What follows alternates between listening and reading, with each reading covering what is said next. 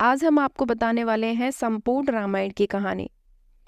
त्रेता युग में अयोध्या के सूर्यवंशी राजा दशरथ की 3 रानियों कौशल्या, सुमित्रा और केकई से 4 पुत्रों का जन्म हुआ, जिसमें श्री राम माता कौशल्या के पुत्र, लक्ष्मण और शत्रुघ्न माता सुमित्रा के और भरत माता केकई के पुत्र थे।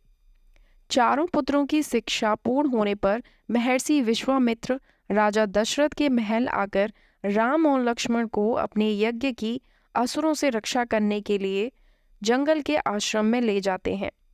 विश्वामित्र के आश्रम में श्री राम ताड़का का वध करके आश्रम की रक्षा करते हैं। ताड़का वध के बाद महर्षि विश्वामित्र श्री राम और लक्ष्मण के साथ जनकपुरी की ओर रवाना होते हैं। रास्ते में वे ऋषि गौतम के आश्रम से गुजरते हैं। वहां श्री राम अपने पैरों से स्पर्श करके पाषाण में परिवर्तित हो चुकी अहिल्या को शाप मुक्त करते हैं। इसके बाद विश्वामित्र श्री राम एवं लक्ष्मण को जनकपुर में सीता स्वयंवर में ले जाते हैं।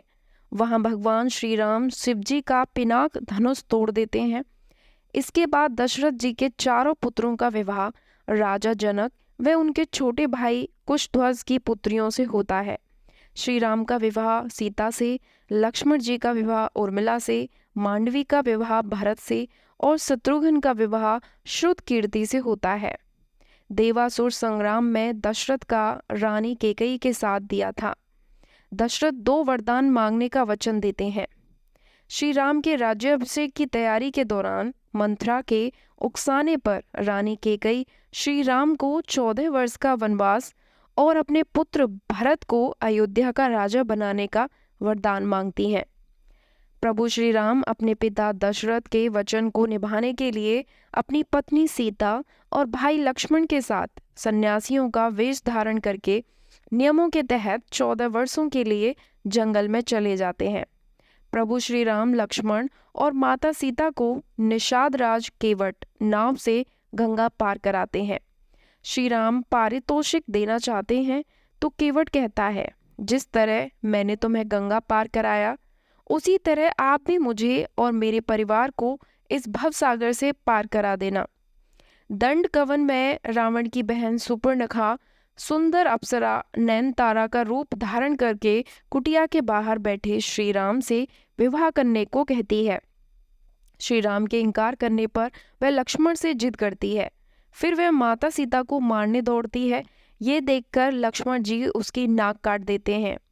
अपनी कटी हुई नाक को लेकर सुपर्णखा अपने भाई और दंडक वन के असुर राजा खर और दूषण के पास पहुंचती है।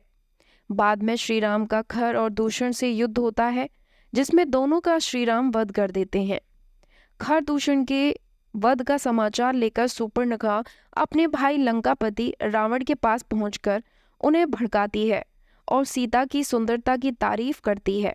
इसी के साथ वो कहती है कि आप वनवासी राम की सुंदर पत्नी का हरण करके ले आइए। इसके बाद रावण अपने मामा मारीच को हिरण बनाकर अपहरण की योजना बनाता है। सीता उस सुंदर स्वर्ण हिरण को देखकर उसे लाने के लिए श्री राम से जिद करती है। राम जी उस हिरण को लाने के लिए वन में चले जाते हैं। जब हिरण का भेद खुल जाता है तो राम उसका वध कर देते हैं।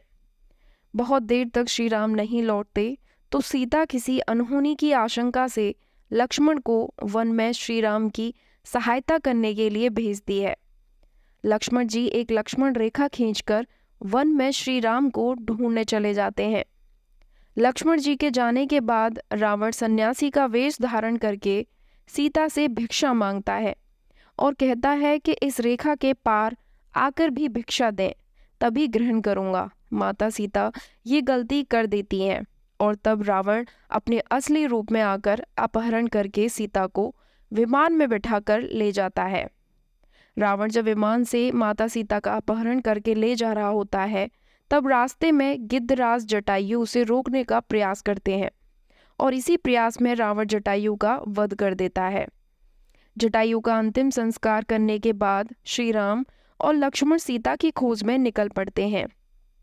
खोजते हुए वे शबरी के आश्रम पहुंच जाते हैं। इसके बाद उनका हनुमान जी और सुग्रीव जी से मिलन होता है। सुग्रीव अपनी व्यथा श्री राम को सुनाता है।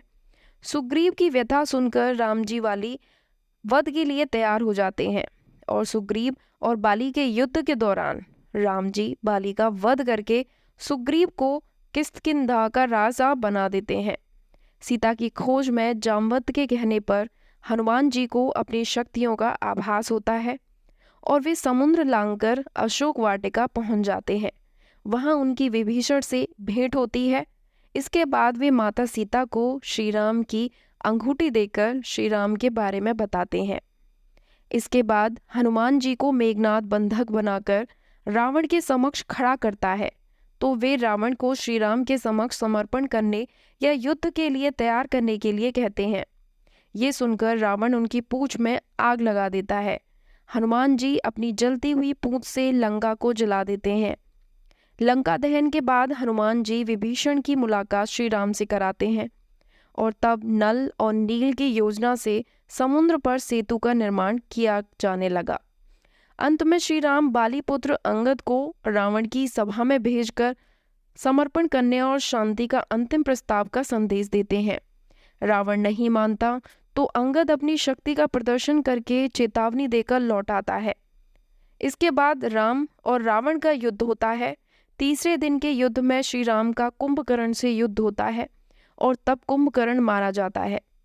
कुंभकर्ण और रावण के पुत्रों को मारे जाने के बाद लक्ष्मण मेघनाद का युद्ध होता है। तब मेघनाद राम लक्ष्मण को नागपाश में बांध देता है। फिर गरुड़ जी की सहायता से राम लक्ष्मण को नागपाश से मुक्त कराया जाता है। इसके बाद मेघनाद के प्रहार से लक्ष्मण जी मूर्छित हो जाते हैं। तब हनुमान जी वैदराज सुशेष के कहने पर संजीवनी जड़ी बूटी का पहाड़ ले आते हैं। संजीवनी बूटी से लक्ष्मण जी को जब होश आता है तब फिर से उनका मेघनाद के साथ युद्ध होता है और अंत में वे मेघनाद का वध कर देते हैं। इसके बाद राम और रावण का भयंकर युद्ध होता है। विभीषण के बताने पर श्री राम नाभि में तीर छोड़ते हैं। तब रावण का वध करने के बाद प्रभु श्री राम अपनी पत्नी सीता और भाई लक्ष्मण के साथ पुष्पक विमान में बैठकर अयोध्या लौट आते हैं। अयोध्या में प्रभु श्री राम लक्ष्मण और माता सीता का भव्य स्वागत होता है और बाद में उनका राज्याभिषेक होता है। राज्याभिषेक में हनुमान जी, सुग्रीव, जामवंत, अंगद सहित वानर सेना के कई लोग शामिल होते हैं।